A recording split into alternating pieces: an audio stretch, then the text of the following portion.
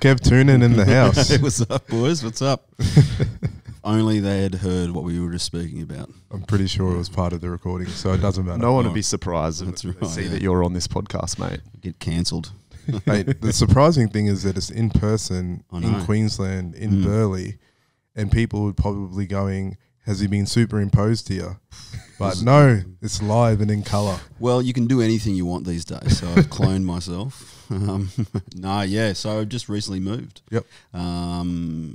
I grew up in Brizzy, like I grew up in over the north side in Brisbane. I left, I think, in 97, and I've just returned. Yeah, so you're welcome, Queensland. You're welcome. Good stint. It was, yeah. Look, to be honest, it's like the weather. Like the last 2 years in Sydney, I mean, to be fair, like I didn't do too much in Sydney last year. I was in Twin Waters, which really, like with the NRL, with the Roosters, where we were locked down in the Sunshine Coast, and honestly, that sort of switched. It was so nice there. Like the weather was great. It's the people as well, to be honest. I think everyone's nicer here. Mate, all I'm hearing is this Kevy's getting a bit soft in his old age. People are nice. Possibly, The weather is good. Yeah. We were talking I'm about my little old. dog before. Yeah. No, we weren't. I have a Rottweiler. I don't have a Maltese Shih Tzu. No, yeah, it's. I just got to the point where I just wanted lifestyle.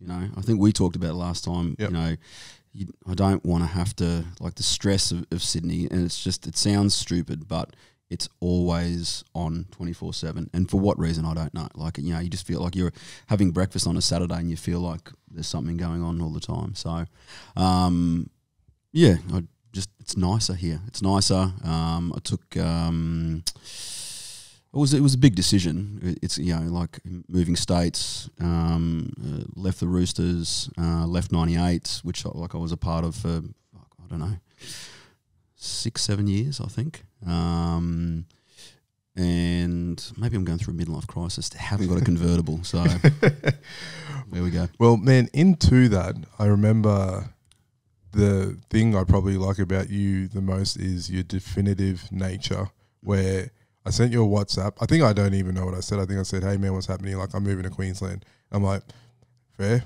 That's a fair call, seeing as though I saw you literally 3 weeks ago when you were the strength and conditioning coach of the Roosters. You were in gyms in Sydney.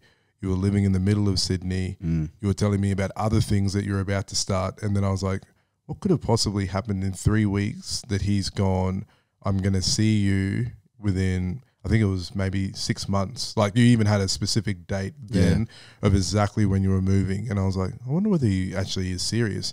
And then 2 weeks later, you're like, yep, it's all booked. I've got a house. And I'm like, oh, okay. And you're like, I'm actually in Queensland now. Do you want to meet up? I'm like, what is going on? We're just so used to people not being serious. Exactly. That's what I mean. You usually hear and that's why I love it. I'm not used to it because I'm like that, but I'm not used to other people being like, I'm doing this, the date is set, it's occurring, and I'm there. And now you're here, obviously, doing what you do, which we'll go into in a second. But have you always done that? Is it a military background? Is it a... Yeah, you know, once my mind is set on something, it's on. You know, like, and it'll take a process to get there. Like, I don't usually verbalize it too much. I'll run scenarios through my head again and again and again and again, and then like put a plan in place. And you know, like, I'll visualize things and think like, okay, does that match up where I want to be and match up what I want to do? And eventually, what happens is that I'm like, okay, this is definitely what I want. That's the right feel. I go off, like, to be honest, feelings, as in like, this doesn't feel right, or this feels right, or this is what I want to do, or I'll create the possibility, you know, of the next chapter and be like, okay, where does it sit? Where do I want to be? And just pull the trigger on it. And then I don't tend to fuck around too much with that decision. Sorry, no one swear. Sorry, sorry, kids. But yeah, like I just think then, like, I hate not making a decision, like sitting on it and saying, yeah, maybe. Like, you know, pull the trigger on this decision. Like, the worst thing that will happen is that, like, I'll just go back to what I was doing anyway. Yep. You know, so yeah, and I think too, you get taught that in the military is, you know, like, you can't just stand still, you can't just do nothing, you have to do something. So good or bad, you'll never know until you make the decision. and then be as stubborn as you possibly can, and usually that works. You just outlast everyone else, and On the way there. yeah, that's generally how the military works too. You just stay in there longer, you get promoted. Just before we came on, I said sort of how's your life at the moment, and you said chaos. And I was going to ask you, what is chaos to you, and how do you deal with it? And it's almost like you've just answered it. You just make a decision whether you fail or you win. You've got to make a decision. Yeah. Like I enjoy chaos most of the time, and I think I thrive in it because it pushes me to make decisions, to do things. I'll back myself into a corner, and it's a good trait, and it's also like it can be a pain in the ass of a trait as well. We can relate. Definitely can relate. It's circumstantial though, ending up there, and probably something that I overlooked is the fact that we know each other so well, and we've podcasted you before. But not everyone else would know you as well as we do. Offended. So exactly, Offended. like of course, how could they not know who Kevin Toonen is? But from that point of view, tell us how you ended up with one of the nicest beards in the game. Thank you. And Twin Palms there in New Farm. Shout out, well done, fellas. Very true. And you went from basically being in Brisbane to Army to S&C coach, owning gyms, strength and conditioning coach for the Roosters, and now taking a leap into obviously more strength and conditioning, but at a personalised level. Tell us what you've been up to and how you've got there. Yeah, so I'll do the Reader's Digest version so everyone doesn't fall asleep. But I grew up in Brisbane, and my dad was in the Navy, which interesting if you like the Navy, that's great. But I was never really interested that much. I couldn't think of anything worse than sitting on a boat with a bunch of other men. But he always instilled in me this sense of like, hey, of physicality. He is such a good man still. So he always someone looked up to, and then that idea of service always sort of rung true to me. And it was also a place where I thought like, where else better to find yourself and or try to figure out where you sit in the pecking order of being a man. That was something that always sort of was in the forefront of my mind when I was growing up.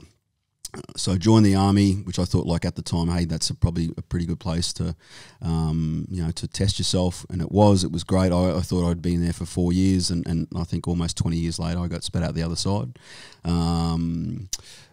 Really enjoyed my time. Loved it to bits. Got to see some great stuff, experience great stuff, get micro-dosed in terms of stress inoculation, learn how to really get physically and mentally challenged. And if you're like lucky enough to be surrounded by good dudes, then you come out the other side, I think, like a better person.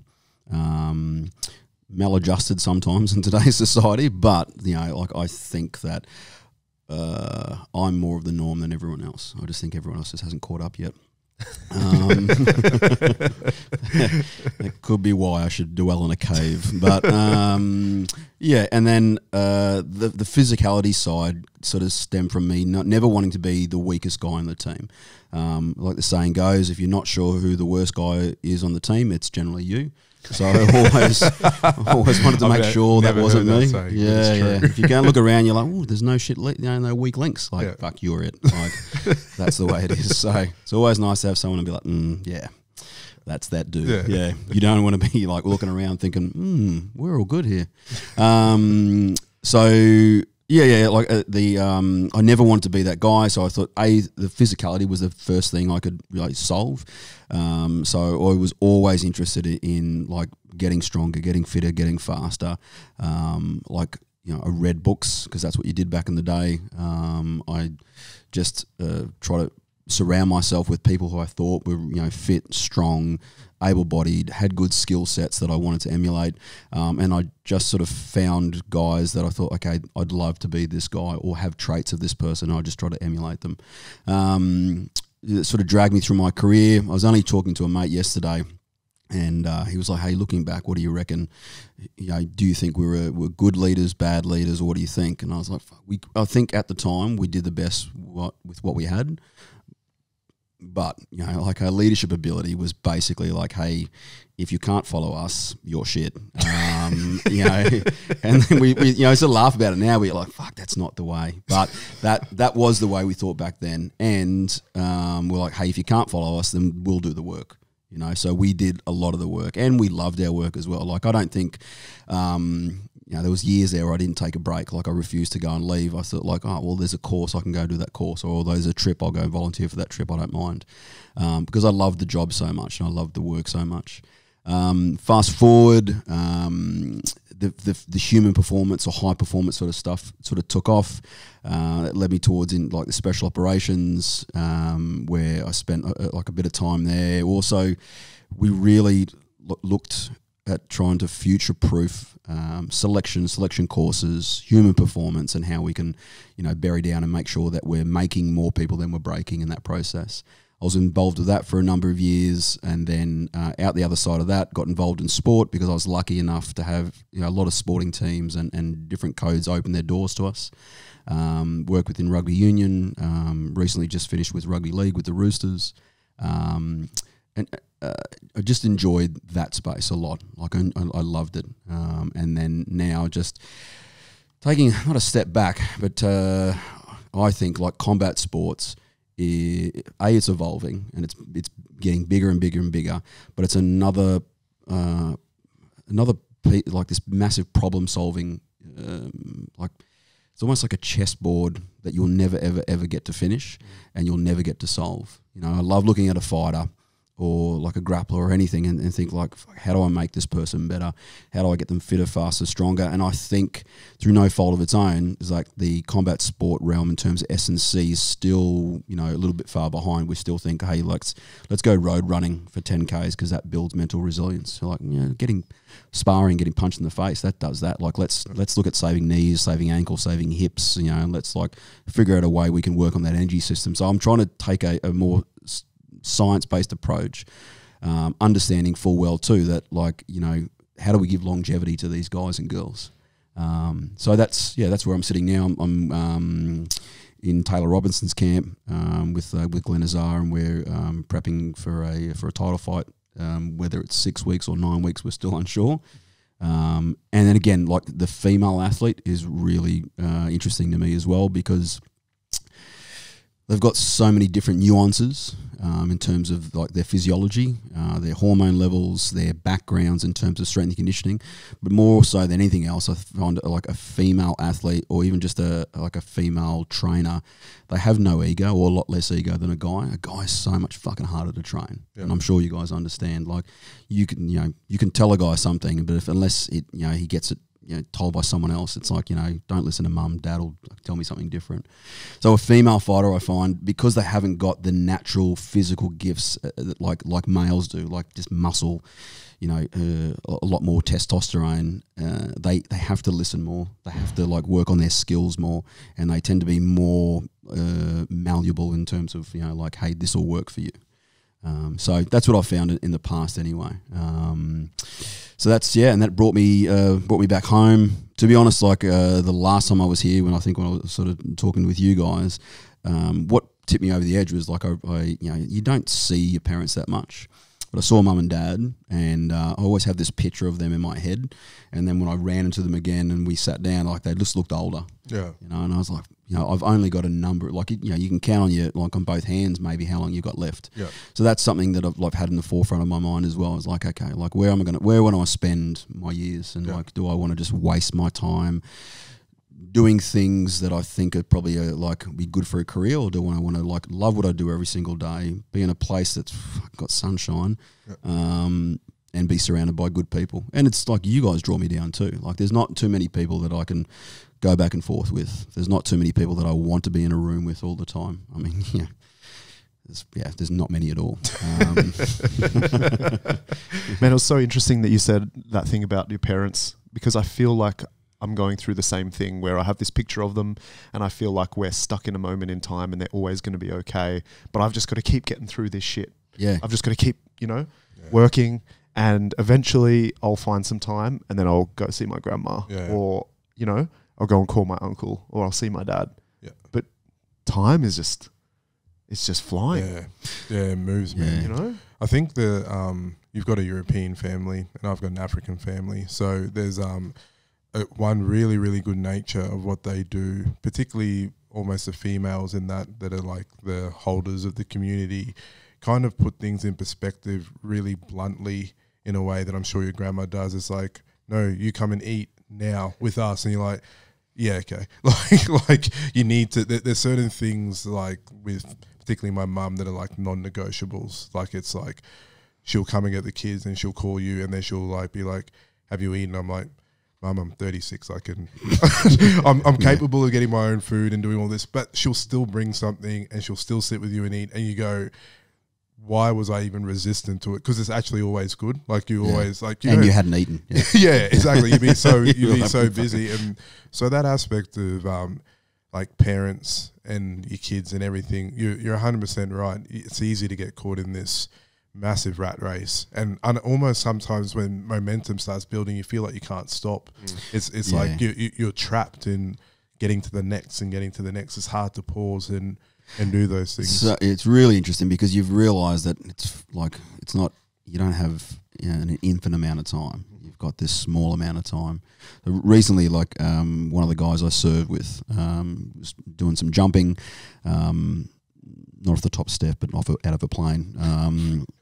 Banged his head, got a bit of a concussion, like was slurring his words the day after, and his wife was like, hey, go and go get your head checked, like you got a big concussion. They did an MRI just because they were good like that, and stage 4. Right. So he's got months to live. So we were talking to one of the boys yesterday, and he's just like, you know what, I'm over like just thinking like, oh, I've got heaps and heaps of time. He's like, I'm just gonna do what I really want to do now. We all get caught up in, it'd be great to have a nice house, and when this happens, this is when I'll fucking slow down, or this is when I'm going to slow down, that sort of stuff. And I still get caught up in it now. Like I'm really focused on not the perception of myself to others. Like I don't care that much at all. But I never want to, like, I'm always this great quote of like, I reckon the scariest thing you could ever do is meet your, the person you could have been and the person you are, and you meet and they're like, oh, there's a big disparity there. So I'm always scared that I'm not doing everything I could be. Like I've got these gifts and I should be out there trying to live the best life I can, and then trying to take care of this person and trying to make sure that I spend my time here. And it's always, for me, it's a juggling act of where do I spend my time? How do I spend my time? And am I doing it in an honourable way? Am I doing it in the correct way? You can't go past. You got to make money. It's not like air. You can try living without it, but like not long. But when is enough? When is peaceful enough? I really wish a lot of the time, like I was just like I was a simple-minded human, and I could just like wake up, go to work, just have enough, and be happy. Like I don't know if that's ever going to be. We say that so often, the exact same thing. Yeah. It's so tough because it's like what you're talking about is two different extremes, right? But you only have one life. It'd be fun if you had two lives at least, and you could just try two different avenues or two different ways of living, right? But it's like you said, you've got all these friends who say, hey, you don't actually have that much time.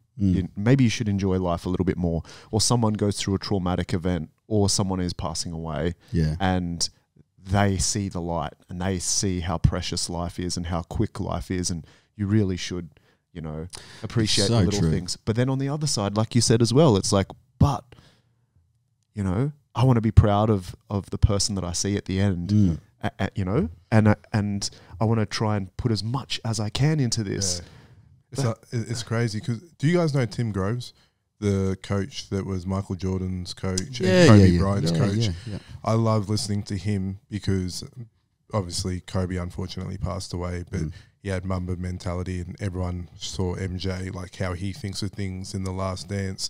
And he was talking about like how if you ever met those people to achieve what they did, everyone loves them, but to achieve what they did, the people internally next to me is like, fuck, they were cunts, or all this, all that, but they were so driven and determined, and it was within their, and he refers to it as just, it's like a winning DNA.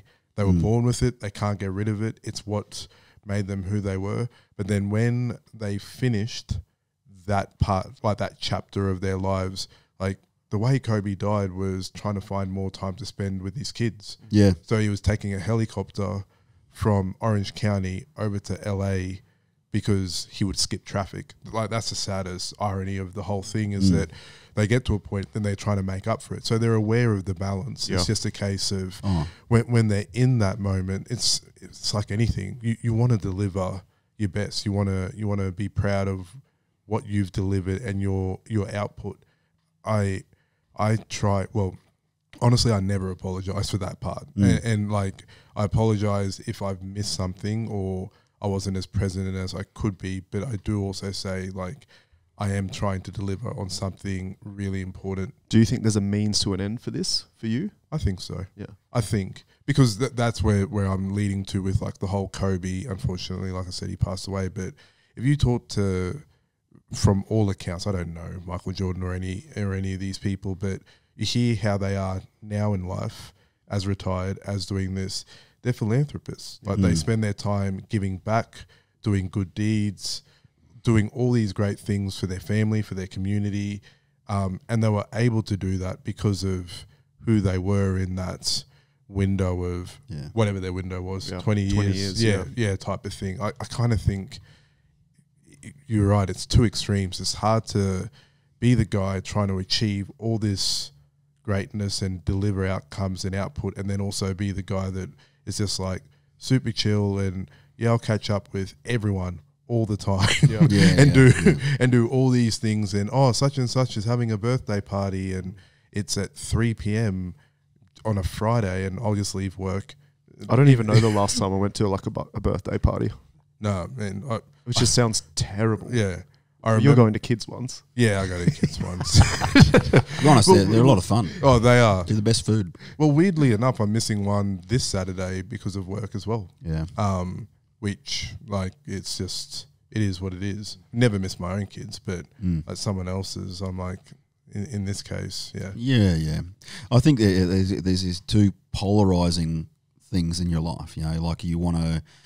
I always think to myself, like, what would greatness do? What does greatness look like in this moment? Like, what do I need to do? Now, I don't always get it right, because, you want to be present, you want to be here, and that can speak to many different things. So, like, if I don't feel like getting up in the morning, I'm like, fuck, what would greatness do? Well, fucking greatness would get out of bed and do something. They'd go and do more. They'd go and do more. But it applies to, spending time with my son. Like, what would be great here? What would be great? Great for him is me just focusing in on that, putting the phone away and just, like, playing and, like, spending all my time there. And at the same time, you're like, I want to make sure that he's well taken care of and provided for. So then in the back of your mind, you're like, fuck, I want to leave a legacy somehow. I want him to be proud of me. I want him to think, like, my dad does this and this and this, and this is who he is. Chances are all he wants is probably more time. But then you know as well, like, you're laying a foundation for hopefully a better life where you can do those things. And it's like, you're sort of trying to take time here to hopefully pay time back there. But when does it stop? That's for me. It's like, there's always this, like, will it stop? Yeah. Will I get better and better and get busier and busier? And then when there's going to be enough? And when will I ever look back and be like, wow, like, it is definitely a hard one. I think I don't have that many skill sets, but I think the one skill set that I do have is I know when it's time to leave. Like, intrinsically in my gut, like, I've 80% of the time almost got it right. Like, no, this is the end of my career here. And like, people are like, why didn't you keep playing footy in the NRL? I was like, it was the end. It was just. It's like knowing when the party's over. Exactly. And I'm good for it's that the fork too. in the road. I'm always that person that goes, well, we've hit the peak of the night. And they're like, it's 10 p.m. I'm like, I know nothing's gone down. It's gone downhill. Like, and every time I'll call the boys after on the Sunday morning, like, man, how did you know such and such got king hit in the back of the head? And it's like, yeah, you knew. Like, you get. So I'm trusting my gut that I will know that we've arrived here, and now it's time to either pull up stumps a bit and spend more time doing this, or I hope I get that right. But there's no. You obviously no had that feeling when it was just like, I needed to come to Queensland. Yeah, and I think too, like, I never want to get to the point where, like, it's stale or, like, drive something that's no longer going to move anywhere. Different, I think, too, if like, no, I can put more effort in here, I can try harder, and my effort will change. But I think, when you're differing, in values with like where one thing is going and the other thing is like where you're going, if the values don't match up, you're never going to be happy. And if something is moving in one direction and you feel like you need to move in another, you need to move where you want to be. It may not make sense to everyone straight away, and most of the time, it doesn't matter if it does. Yeah. But for me, yeah, it was just like, this is right. And it's also too about like, maybe challenging yourself a little bit more as well. Like, people kept saying like, when are you going to do your own thing? When are you going to do your own thing? When are you going to do your own thing?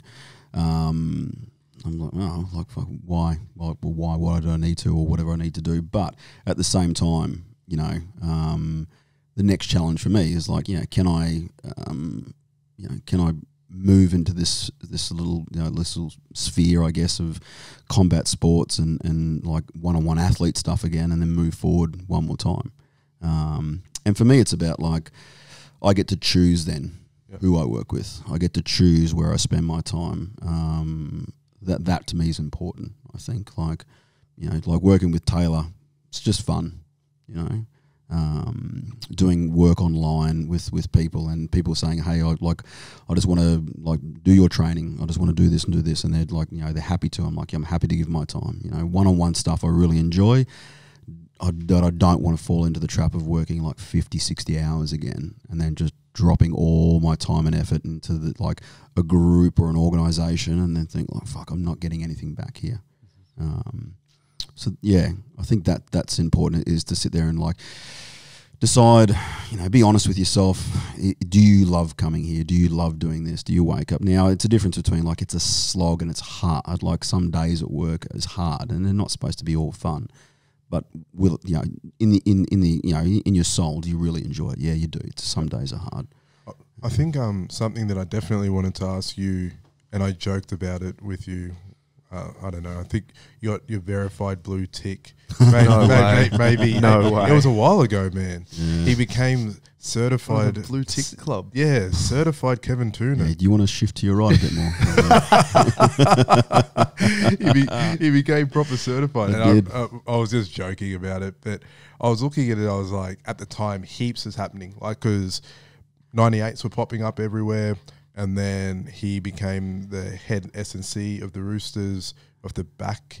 Either they just won the premiership or there was something. Yeah. They were right at the very top and still are. And then I was like, man, fucking shit is happening for you. Like in terms of like everything ticking on. And I remember you just going, yeah, man, it's like really positive, but this is like a certain point and window, and I'm going to go on and do other things. And from the outside looking in, obviously for anyone in the strength and conditioning world, particularly in Australia, it's pretty much the best you can do, be it head S&C of arguably the top 3 most successful rugby league teams in the country, and then 98, which I would probably say is, from a brand and standards point of view, would probably put also in the top 3 as like a SNC type of gym. But you alluded to like something within that wasn't right or fulfilling enough for you for whatever you were looking for. So you made the definitive decision to go out and do something else.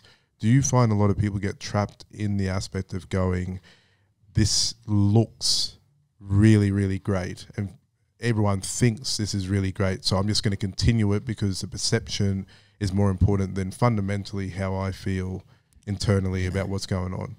Yeah, I think if you're not improving something always, like that for me, like really proud to have worked, and put all my work into 98, and I'm sure they'll go on to do great things, but like it's just not going in the direction that I want to go in, and that happens in every organisation. Players do that in teams and like things like that. And for me, like it's like I've got to be able to like stand behind everything that I do. So that's always important to me. Same with the Roosters. The Roosters are great. I love the players. Like I think the players are great. I'm extremely grateful to have worked there, and as much as I love working with like anyone of that caliber. It's a great test of like a skill set. It's a great to know that you can slide into something like that. But it's also within an organisation, I always felt that sometimes it's stifled my creativity. And that's, it's funny for me to say, like, me saying the word creativity, like I want to slap myself a little bit, but not being able to like say what I want to say, like do what I want to do, and then all the time, or just think like, no, that's all, like, it's not originally me. That's not how it is. Like, I don't want to have to fit into this like weird little mold. I don't want to be a polarizing figure out to the left either. Like, I don't want to be, I just want to be me, and I want to do what I think is correct. And that's what's really important. It's interesting, just like, because I don't think about those facts at all. Like, I still think like of myself as a student. Yep. And I still think like in terms of that, like I'm, like in my head, I'm still 20 years old. I'm like, I get, not anxiety, but I think like, fuck, do I belong in this room? Should I be standing here? Is this like, and then and I get reminded, by good people, like, hey, like think about what you've done, but I don't think about that, because I think like I got to have like humility, and like, I always think like there's always something more I can do. I should be learning more. I should be doing more, and I should test myself more as well.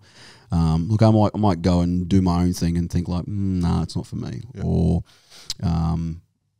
you never know. But I just think, I don't look at what I've done and think like, I'm all finished. I just think like, I'll go and do something else. I think it's fascinating that someone of your quote unquote caliber and with the amount of experience that you've had would sit here and say that you almost had imposter syndrome, in certain situations. Oh yeah. It's like 100%. even you, like big, strong Kevin Toonen, who's done all of these things with the blue tick, still suffers with that. Did I tell you how I got that? You're just dodging this question. So I was with like he's just dodging this question, isn't he? Tell us about your blue tick. Go on. Sorry, lots of people have been asking. Is that what you have to say on Instagram? Yeah. Heaps of people have been asking me these questions, guys. Yeah. Blue tick, I didn't even know. Like, I thought you bought it, because you get everyone and slide into your DMs like, hey, for $500 you get a blue tick, and I was like, fuck. That's why all the celebrities have got it, because they can afford $500 on a blue tick. I'm like, who cares? Like, and I was sitting on the couch one day, and I was dating a girl who was like, a B or C grade celebrity, whatever you want to call it. And she was always banging on to be these blue ticks and shit. So I literally was on the couch, like, flicking through, looking at my settings, probably half looking at Netflix, and then it was like, get verified. And I was like, sweet, get verified. What's that? And they're like, take a picture of a utility bill or your driver's license and send it through for verification. So I was like, bang. I just paid like my Origin electricity bill. And I was like, bang. And then just put it down.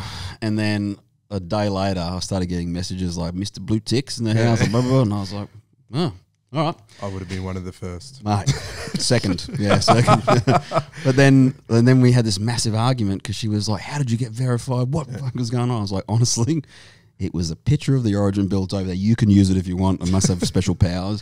But you find out later, it's just like, it's because you get searched a lot. And at the time, I've been training Candace Warner for the TV show. I've been getting like small little interviews there. So it's just a search engine thing, like if I pull out an OnlyFans, which I think you and I will do later on. Of course. It goes without saying. Just for the fitness community, but that's all it is. And it's such bullshit. Like, it's funny because it means so much to so many people. I know. And that's why it made me laugh so much that you got it out of all the people I knew that would not care at all. It was probably the funniest thing. I don't know whether I'd messaged you and you said, hey, check out my Insta it was an exercise or something. And I went there, I was like, hold on a second, he's got a blue tick. And I'm like, there are so many people that are sitting there burning at home, just going, how? Like, that are spending their whole existence trying to get it. Yeah, people are trying to go viral. And I'm like, fucking viral. Is that like, getting chlamydia or something? Is that like, it's easy, you go down the road. It's so ridiculous because it means nothing, you know. And I would have never done anything if I hadn't had like someone just like belting on about how important it was. And I was like, all right, like fucking great. Like did nothing. It does nothing. It like, you know, and I'll answer everyone's question. Anyone that sends me a question, unless it's like, you know, ridiculous. I do have a couple of followers that have just belt me with the silliest shit. But apart from that, like, you know, the whole point of my social media is that like it's you should be engaging and like if someone has a question, I want to answer it. And 99 times out of 100, I'll voice message back or I'll message back. If they want an email, I'm like, hey, email me and I can explain further, because I always wanted that from another coach. I always wanted that from people, you know, I wanted to reach out and get in contact with. And almost every single time, if I engage with a coach or engage with someone I wanted to learn off, they always gave me their time. I think that's really important. I don't think it's ever got me a foot in the door. I don't think it's ever done anything for me at all, you know. You thought that you came here because we liked you. It was weird because I did get like I got clapped as I walked in. Just before you because you're a tick, brother. Just show us your Instagram. Yeah. It's such rubbish. Like, and if anyone believes like, you know, the life of like I don't like show my daily routine in on Instagram either. You know, like, you know, because like everyone else, I lay there for the first 5 minutes and just like, fuck, like, here we go. All right. What hurts this morning? All right, but I think it's a powerful tool. You know, like I can see so many great things. I can reach out and connect with more people, which is really interesting. And if I don't like something, I can just keep scrolling. You know, I don't tend to get too triggered by it all. But I still think, like, you know, I would. Yeah, I think spending time in a place makes a big difference. You know.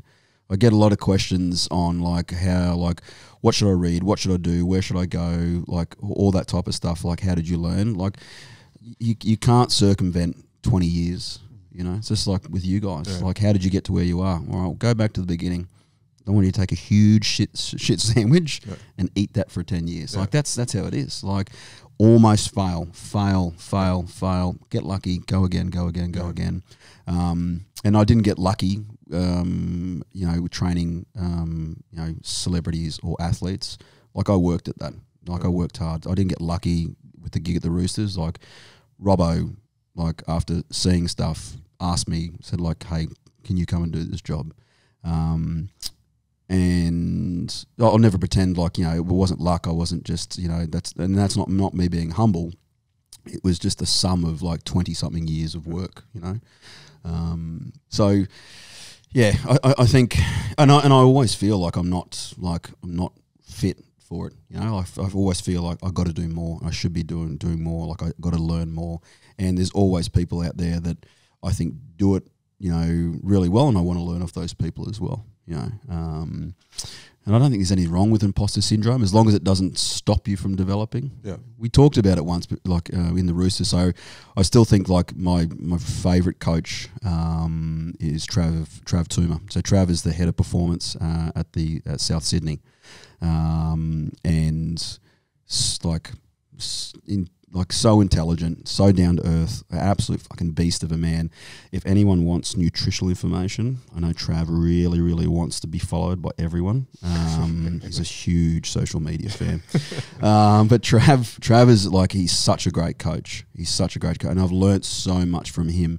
I would have like happily just done that job for free, having just spent time around him, getting to like listen and watch Robbo for a couple of years. Great. Matty King, like a completely different person and coach from Robbo. Jason Riles, who we got this year, again, different from, you know, Craig Fitzgibbon. Like he's, you know, they're completely different, but just two great coaches. Nathan Kalis, Brett Morris.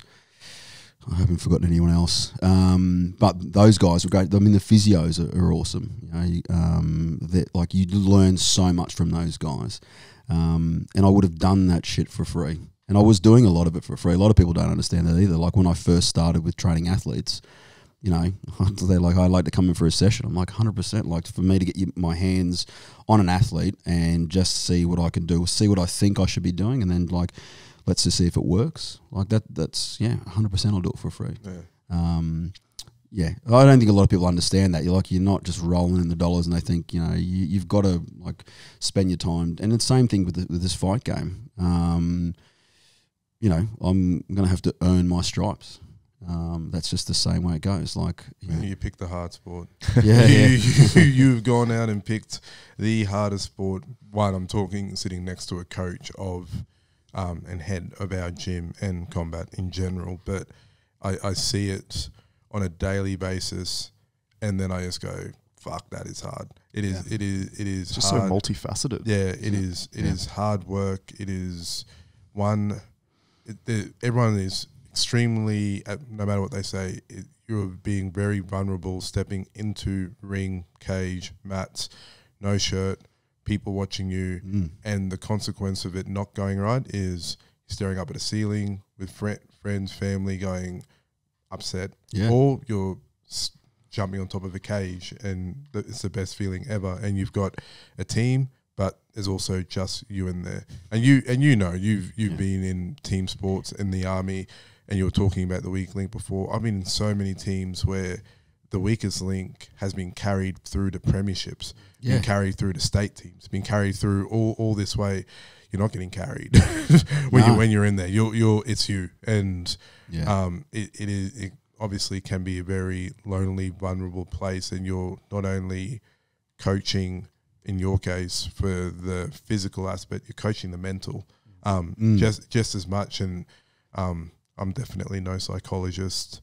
Mill does a great job of preparing people mentally and physically, but for me, I'm just like straight up going, this is a hard gig to do correctly. It is, and like I think why I love it so much is because I respect anyone that has the balls to go and do that, and I mean cross genders there.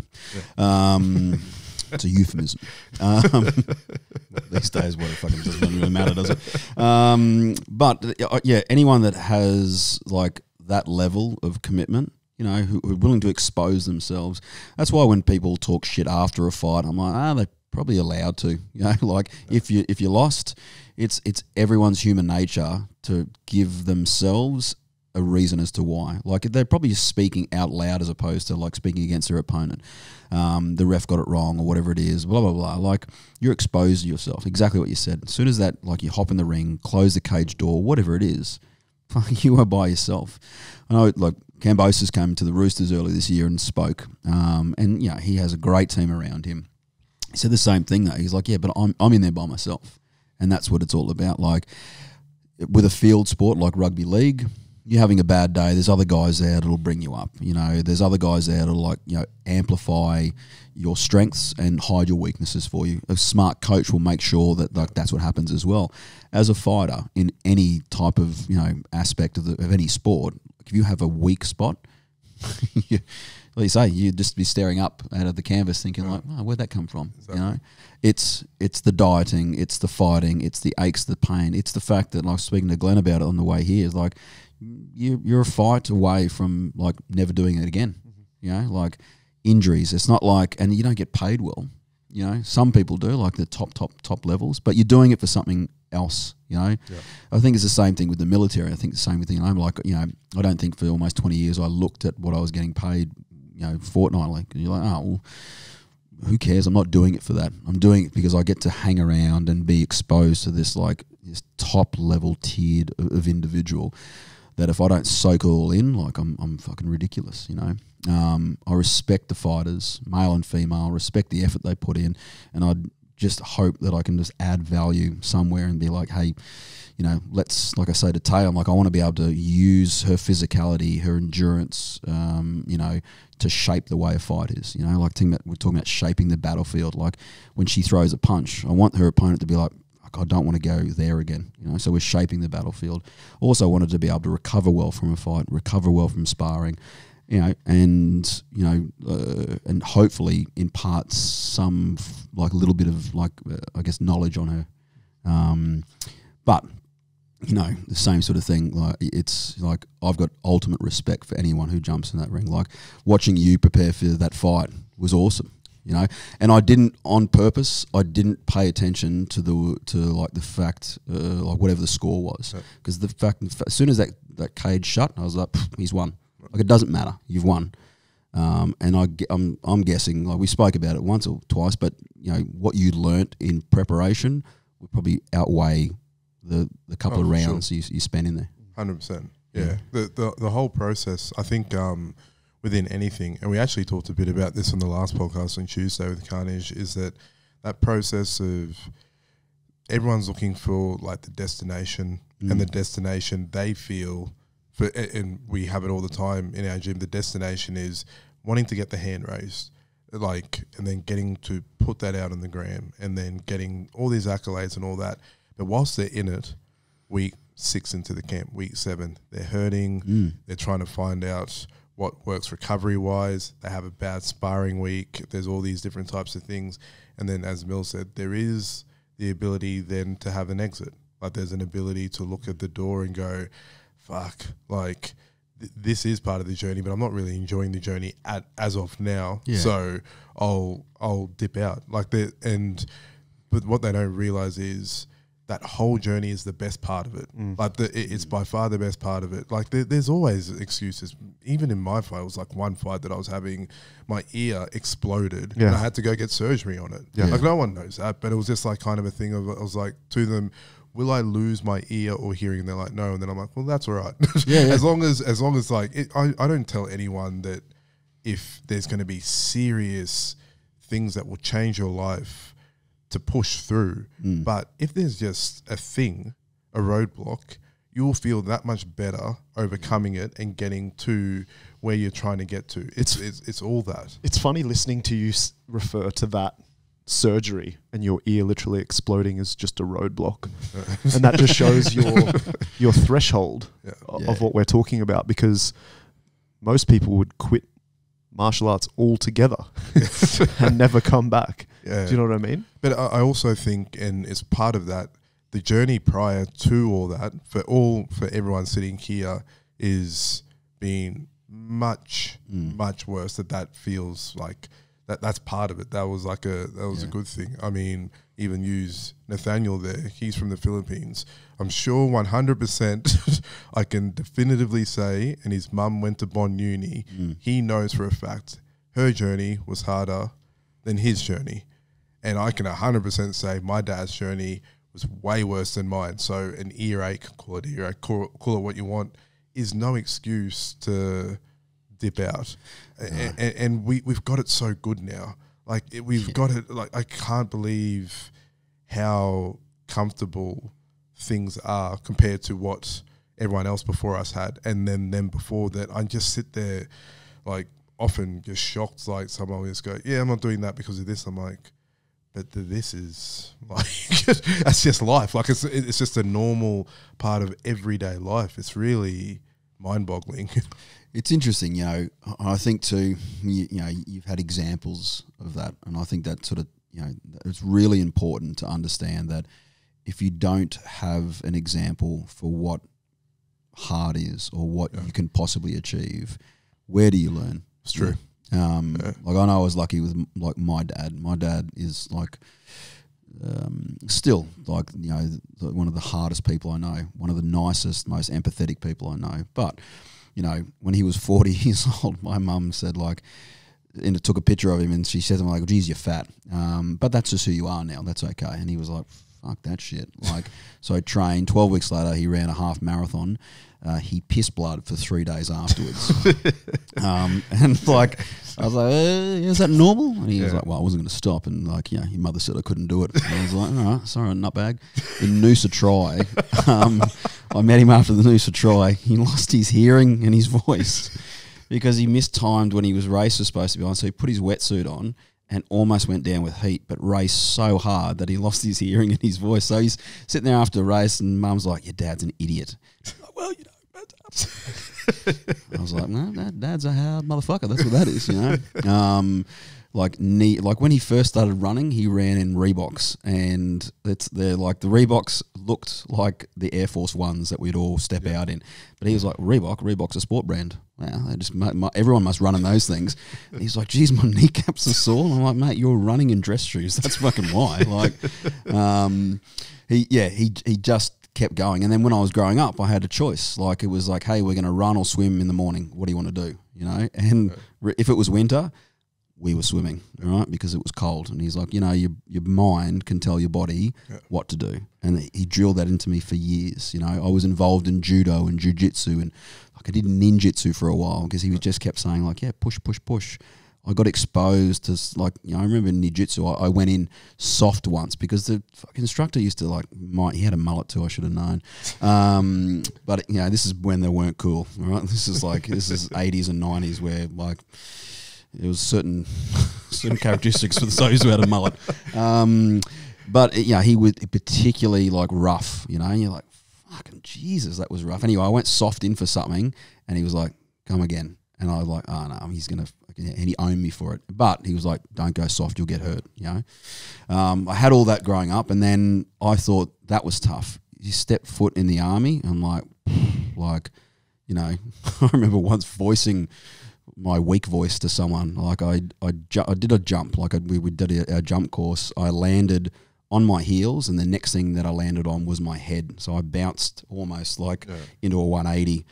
I jarred my spine a fair bit. Like I really couldn't move. Like I was a bit sore. And then a matter of weeks later, we were prepping up to go to Timor, and then we were overseas, and like we were sleeping on the ground. And I sort of got up one morning, and I was like, "Oh, geez, my back really hurts." You know? One of the boys is like, "What?" And I was like, "My back hurts," and he was like, "Okay." And I'm like, "Yeah." So like, what do you think I should do? He said, "You should shut the fuck up." I'm like, it's pretty good. Yeah. I'll walk this one off, you know. You know, but it just kept stepping up. And I always, like, there were points where I was like, this is too much for me. Like the first trip away, like 99, blew my childlike mind apart. Like going to another country, watching, you know, genocide happen in front of you and not being able to do too much, and then having to process that. Like it's a huge thing.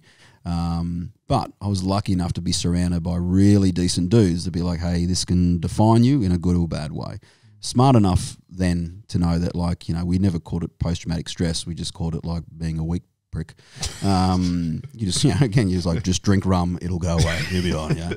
But just enough to be like, hey, this doesn't have to define you, or it can define you, but in a really good way. And now it's termed post-traumatic growth. So you can stay in that spot for the rest of your life, and, you know, well, fucking this is tough, and some people deal with it harder than others.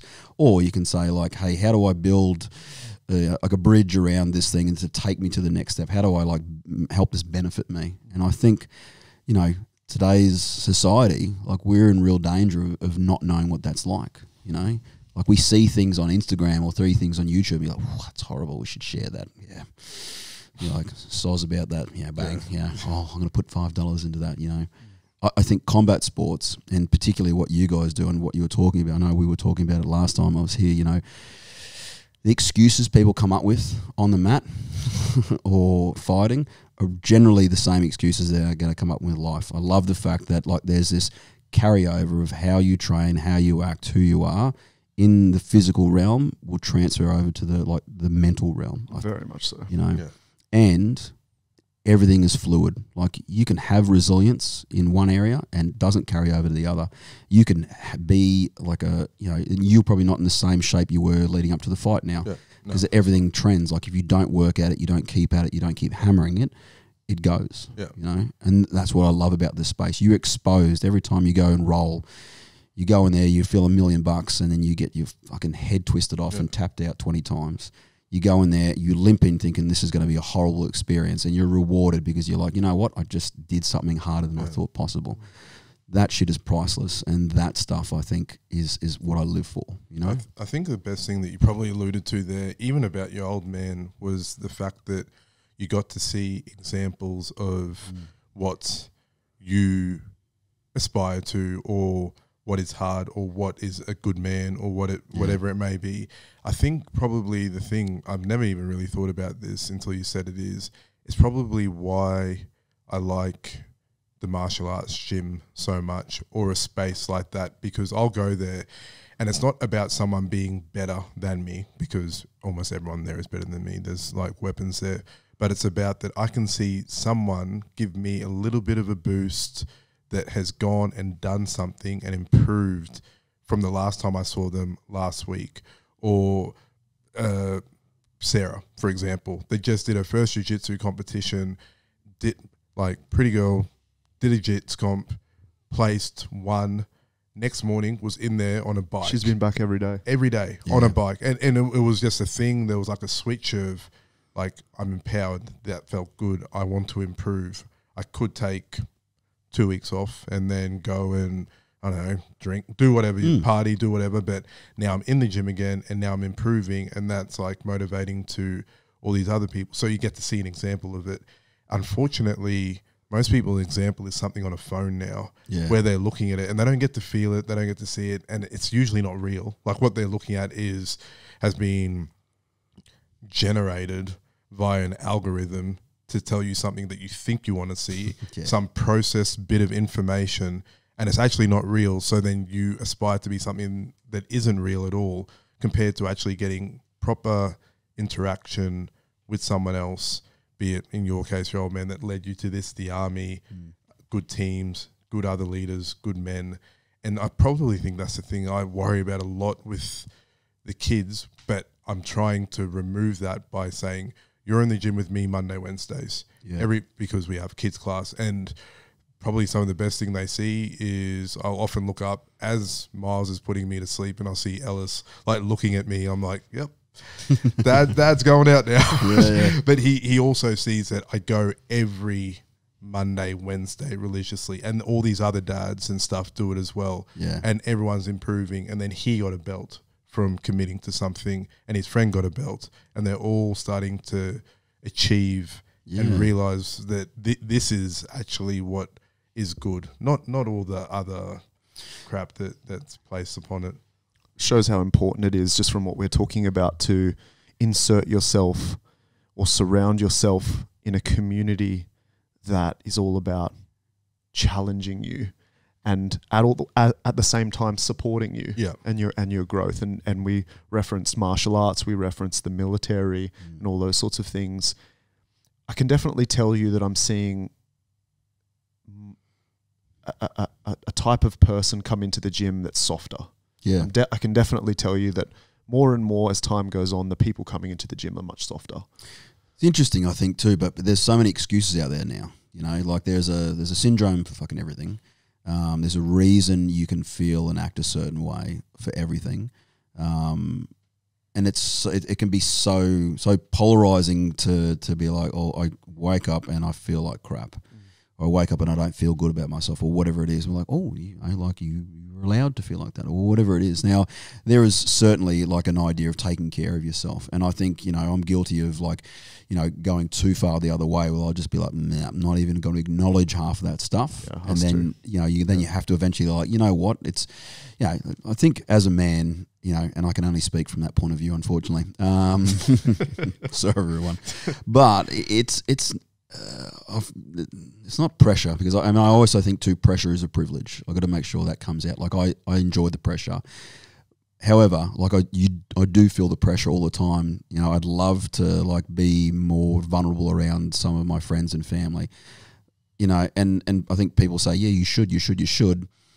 But I don't believe they want you to. No. And I think that's like it's a cheap way out. So it's this fine line, because you've got to keep it inside, because if you expose how sometimes you do feel, how like fuck, sure, I'll tell you how I'm feeling. I don't feel confident here. I feel like I'm fucking completely out of my depth. I feel like, I just want to give up right now and do nothing else, and then just fucking fold in half. And, if it'd be cool, can I go cry on the pillow for half an hour? But no one wants to hear that shit, because, they may say they do, and maybe some people do, I don't know. But, like, there's also a point too where you're like, okay, just by thinking it, like I'm going to qualify those emotions, and I'm going to place them where they need to be placed. And then I think that's just a trigger for me to be like, okay, like I might need a little bit of more focus on like where my brain is going, what my thoughts are doing. But I also know you know, it's important for me to keep in contact with good people. Yeah. You know, because I'd hate to think, you know, someone is struggling and they don't go like, "Hey, bro, I'm just struggling." You know, it'd be the same. Like, you know, I'd be annoyed if one of you two were fucking struggling, you didn't reach out and be like, "I'd love a coffee," you know, because it doesn't make me think anything less.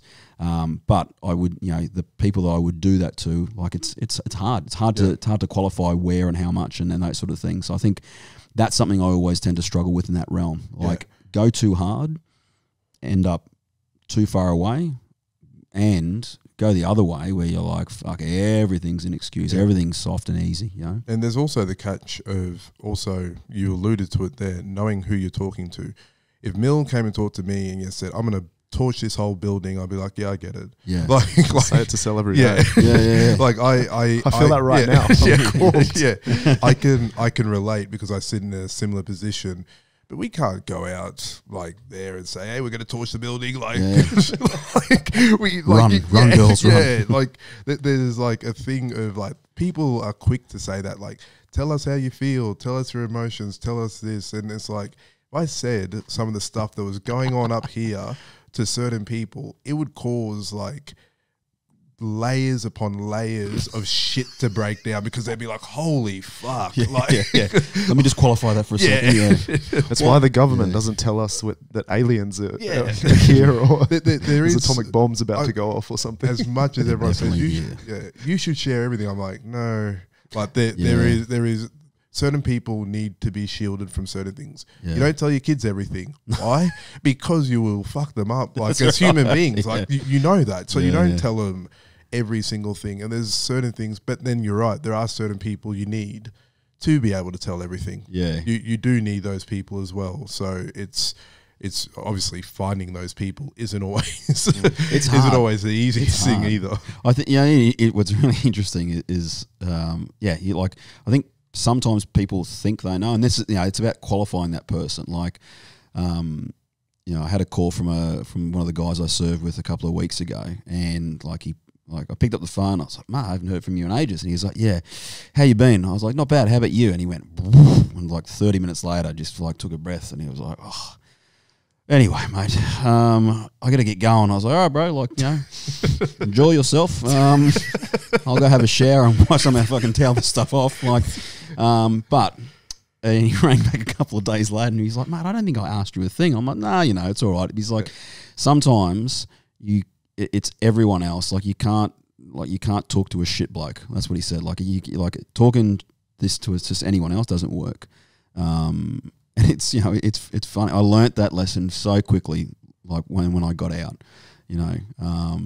And it was like this funny story. Like, I was out the front of like 98 for the first time with, like, you know, I think I was still like going back and forth. I was still doing stuff at the SF training centre in Holsworthy. And we were standing at the front, and it was like a smoky, like, Monday morning or something. And, you know, like, just might have been like a fire somewhere. This girl was like, "Oh, it really stinks out here." And I was like, "Yeah, it smells like burning bodies." And she was like, "How the fuck do you know what that smells like?" And I was like, "Oh, no, I was just joking." It was like, it smells like, I worked on a farm once. She was like looking at me like, "What?" And I was like, "It's just a joke." All right. Nope. Note to self, right? These people don't want that, and they shouldn't know. But I'm always frightened that I'll say something to someone and they'll be like, "You're fucking nuts." But my extreme, or what I've seen and what I've done is, like, there's only like a certain amount of people in the population that can relate to it. I talk to anyone else about some of that stuff. Like, my son the other day, his stepdad, really, really lovely guy. And he was like, we were talking in front of his mum, and he's like, "Oh, Daddy, you know, like, blah, blah, blah, hunts. Do you used to hunt?" And then his mum goes, "Oh, Daddy, they hunted different things." Like, he's like, "What did you hunt?" And I was like, "Don't worry about it, bro. Same thing. It's the same sort of thing." Yeah. She's like, "Don't tell him." I'm like, he'll be fine. One day. Yeah. It is hard, like, trying to express yourself. Like, I always feel like I'm picking bits and pieces, and like, okay, do I let that out? No, I'll keep that inside. And it keeps you on guard, doesn't it? You know? It definitely does for me. And but I think you can go so far the other way. You know, like, we circle back to that weakness coming into the gym. you know, there is a time to put that shit at the door as well. You know, like you can have a bad day, like great, fucking well, that's where it goes. Go on there and then like empty the fucking tank if you need to. It's going to make you feel better. Like there's something about physicality. Like if you're not prepared to train, well, get the fuck out. You know, and also like you're here to hurt. You know, in a good way. Like if you're truly injured and in pain, great. Well, we'll find a way. The best athletes I ever work with, you know, we had like Nat Butcher. Nat had bilateral wrist surgery, so he had both his hands in casts. And he was like, so how do I work out? What do we do here? And we're like, we've got bands around his elbows and we're just doing like silly banded stuff. And he's like on the bike with his arms in the air. He's like, can't sweat too much, so we cranked the aircon so he wouldn't sweat as much. Like he's just saying like, okay, tell me what I can do. I don't want to hear what I can't do. Yeah. Like let's just find a way. They're the ones that always, they don't have to be great athletes, but they're generally great humans. Yeah. You know.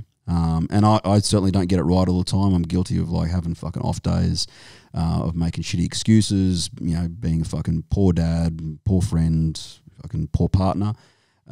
But like I tend to find myself, I'm like, if I just shield myself from thinking down the weak path, you know, it's always better off than something else. I also think there's something to be said about someone who's willing to walk through the door and challenge themselves. Yeah. But they've got to be willing to like, hey, this is the entry level. We're going to make you tougher. Yeah, you know, it's like Wellborn says the word, John Wellborn. So just empty the cup, like empty it completely, and then like we'll try to fill it up, and then when you come back again, empty it, and we'll just keep going. But I think most people are just generally afraid of what they can't do. Yeah, you know. Expose myself, get weak, or the like interpretation of how they behaved, or like what if I got beaten up 24/7? Like every time I go to jits, like I get owned. Yeah. I get owned. Like, you know, every now and again, like I'll have a win and I'll be like, this is it. Like it's a UFC for me. That's the next one. You know? Know full well that like, you know, I can't even bend my shoulder back. But I don't do it because of any other reason than most of the time it was like, you know, I love how I felt at the end. And, you know, like my hands had like crepitus in them, and like, you know, you got like gi marks strapped across here, and you're like, you know, it just look like you got punched on with. But yeah, something happened during that 90 minutes and you're like, oh, I can remember when I nailed that move. Yep. Great. You know, that's all I sort of build it on. And you're like, there's this general, you know, sort of like camaraderie when it comes in that group. At the end, everyone's like, hey, good one. Yeah. That's fucking like, you turned up. Yeah. You could have not turned up. Exactly. Champions, they don't have that issue. Like a champion fucking turns up every single day, regardless of what they want to do. A champion walks through the door and does what they should or shouldn't do when no one else is watching. Right. You know, that makes a champion. Now, that's a choice. That's all that is. You know, I watch Taylor most days, and she just does everything she has to do, and she's not sure. She's so, like, you tell her to do something, she'll do it, and she gets better every single time because intrinsically she's watching, she's listening, and she like applies those little points of knowledge. Yeah, rugby league, you would have seen it yourself. Like it's like if you don't do the work, you'll never be great. Yep. You know, it's just one of those things. Yeah, how do you fix the weakness? I always think it's always there. I always think like inherently I'm going to be weak and I need to just stem the flow of it somehow. Yep. So like try to plug things in, you know, surround yourself with people that are better than you, you know, seemingly harder than it looks. And yeah, an hour and a bit has actually flown off the clock. Could obviously speak to you forever. We do have a situation with the aircon though that you can't put it on because it's too loud and everyone's getting hot in here. Haven't noticed. Just so you know, like Miles is about 400 degrees. Yeah, looking good in the jumper. It is, yeah. Sprout. Yeah. Should Google that if you haven't, anyone. Then a question, how we've changed the format of this podcast with Strive is we find a friend, fan, you've got lots of them with your blue tick, to ask something to you for you to answer to other people that are following this or watching it. And this question was actually really good. So it came from a place that they said, when I think of Kevy, I think of a test, as in there is a test in terms of he's testing himself, he's testing others to raise the bar. And then it was a question around what was your life's almost biggest test that defined, I guess, who you've become today. And then within that, do you basically think more people should be testing themselves on a daily basis? Yeah, that's a good question and a tough one, because two things come to mind. But the biggest test for me, and I think will be like always a struggle, was leaving the army. Like that's I think to anyone who's ever been, and it's an institution, and you're lying to yourself if you spent like longer than 10 years in there, that you do not like. It feels like almost, well, I'm assuming what prison feels like after a long period of time. Don't fit in when you come out. Seldom do you fit in years later. But you feel like, you know, you just got to like don the skin that think like, okay, society might like this a little bit more, or it's a little bit more malleable for them to understand. That's still like the number one thing to do, is like figuring out like where the fuck did I fit, and then trying to remember where I came from, not identifying as that anymore. Like I hate talking about the army too much, because it's what I used to do, you know, and I don't want to be one of those guys that, hey, this is what I used to be. Like I did that, but it's not me anymore, you know. Like who I am now is like an S&C who's, you know, lucky enough to get to work with great people. It certainly formed who I was, but the longer I hang on to that tag, like the harder it is to let go. What I struggled with the most, and probably still do to this day, is like I was surrounded by this cohort of amazing people, and then it's like suddenly you're out and you're no longer surrounded there, you know. And I assumed everyone was going to be the same, and it's just not like that. Like it's like and what we do really, really badly, I think in the military, is that we medicate through isolation. So like you withdraw, and you're like, oh, I'm not useful to those guys or girls anymore. So you isolate yourself. So that to me has been like the hardest challenge, is figuring out, because the army does a really great thing at like giving you intrinsic idea of who you are. Like, you're going to fight for this. This is who you are. This is what's going to do. The poor thing they do, if you're not careful, is that like when you're out, like you no longer have that. Like, okay, so who am I? What do I do? Like, ooh, this is who I was. But you've got to figure it out for yourself later on. Trying to find your purpose and is your why. I think for a long time I just pretended I knew what I was doing, and just thought like, I better have a reason as to why. Like I better like come up with an idea, and it's an ongoing process. I don't think like you spend 20 years doing anything, you're going to identify that for a long time. And the veteran community and the military community can be completely unforgiving as well. You know, like, yeah, fuck, I was like that when I was in. I was like, well, you know, who was he? What did he do? That was 2 years ago. Fucking useless, you know, like, so yeah. I think like to answer the second part of the question, like, is the challenge, is a test a good thing? Yeah, it's a great thing. But don't be shocked if you come up wanting. Yeah. You know, like know that that's going to happen. That's the hardest thing about like putting yourself out there, is like too many people, I think, set themselves a goal that they know they can achieve. There's nothing at the end of that. That's, you know, it's like turning on Netflix and like fucking, you know, like wondering, will I get a TV show? You know, like, fuck yeah, it's going to happen. I think about like, if you're going to test yourself, if you're truly going to hang yourself out there and you want to, you know, feel what it's like to be like, all right, I'm going to like hang myself on the edge there. It's the unknown is what makes it better. Like walking through that, like that darkness, and not in a like overbearing, brooding type of way. It's like, well, it's because you like, as you go through that path, like you're lighting it for the first time. So a test is a great thing. I'm the first to admit, like, I question myself all the time, every single day. Like, and I wake up and I do ask myself, like, okay, focus on what you want. You know, like my girlfriend's really good at like, you know, keeping me, like, giving me a little tap on the bum. She's very, very successful. So I'll look across at her and think like, fuck, like, and I'll measure myself by that success, you know, and that tests me as well, because then like I can lock onto that and be like, I should be somewhere else. But physically, mentally testing yourself is a great thing, but you just can't be afraid to come up wanting. That's the part where then you have to start working. You know, that's like the test. I failed. All right, or how do I get to it? Like, how do I pass? Yep. You know, not a not yet competent, not a anything like that. It's like, all right, I didn't do well at this. Let's reassess and go again. Like, I didn't get fucking victimized. I didn't do anything wrong. It's like me wanting to play in the the NBA. Probably not going to happen, unless that ring height come down. Like, I always say that, like, there are some things I can't do, and there's some things I shouldn't be allowed to do either. Like, fucking, I'd love to be able to walk on the moon. Not qualified, shouldn't be whinging about it. It's interesting. I still think that's the hardest thing, and like second hardest thing, and you understand, like, becoming a dad, that scares the shit out of me. Like. That's scary. Yeah, that's fucking scary. Because I constantly think, don't fuck this up. Knowing full well that it's out of my hands a little bit, but I can just be there just enough. Always think I'm not doing enough.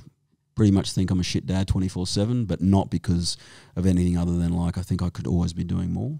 And then I just have to go, like, okay, what's the basis for this? If there's truth in that, fix it up. But I can give you merit that you're definitely not a shit dad. If you're needing any validation, which you don't. He doesn't call me daddy, everyone. All right. Mate. It's nice to hear. Like, but they're the two scariest things. And I think the children would test you for the rest of your life. Yeah, no doubt. Awesome, brother. Quick question for you two. Yeah. Ooh. All right. You got one. Okay. Hillary, Trump, Oprah. You gotta kill one, marry one, fuck one, go. You going first or am I? You go, bro. Hey, I'll kill Hillary because I don't trust her. That's my biggest thing. If I don't trust someone, then I can't. I can't. We can't marry them. Yeah. Can't do anything like that. Marry? Well, I'm going to go Oprah because she's a female. So well, you're gonna fuck Trump. Yeah. Could be good. And then I was just thinking with the Trump one, like, I reckon he's got some fucking weird shit going on that could be interesting. Be interesting. Those were going to be my answers too. Were they? Yeah. There you go. 100%. Brother, thank you for coming on. My pleasure. It, man. Thank you, Kevin. Thanks, man.